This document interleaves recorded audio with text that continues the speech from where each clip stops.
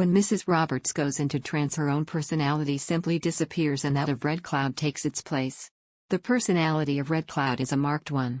He is dominating and, at the same time, a very attractive character. Not only does he take charge of proceedings at the voice circles, speaking and commenting between the voices in a most intelligent and often humorous way, but on the occasions when he speaks through the medium in trance, he gives addresses on all sorts of subjects. At these meetings there is no darkness, the lights being only lowered during the few minutes the medium takes to go into trance and again when she comes out of it. The going into trance is an interesting process to watch. Mrs. Roberts reclines in an easy chair, putting herself in as comfortable a position as possible. Closes her eyes and soon begins to breathe stertorously. After a few minutes she sits up with a start. The expression of her face has quite changed. Her head is bent forward and her eyes are still closed. Red Cloud is here. He utters one or two words in a strange language and greets us.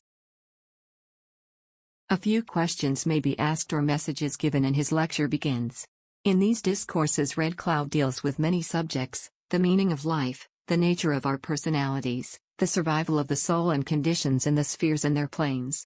He is never tired of exhorting us to do better.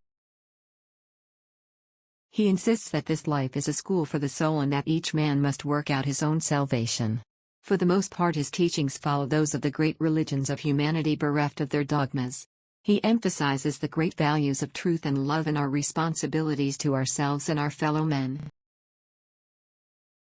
Difficult as it is sometimes to follow him as he attempts to convey his meaning, speaking with his quaint accent and a somewhat limited vocabulary, somehow there is always the feeling that one is in the presence of a great soul possessed of the inestimable gift of wisdom.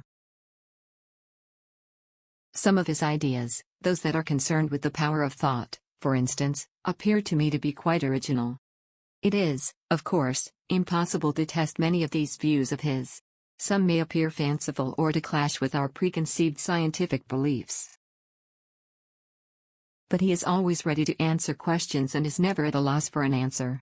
If one accepts him, as I do myself, as a genuine personality who speaks to us from a different sphere of existence, it is our duty at least to listen to his words. His ideals are very high ones and he is inclined at times to be dogmatic about them. Nevertheless he makes no claim to infallibility but to give us the truth as he sees it.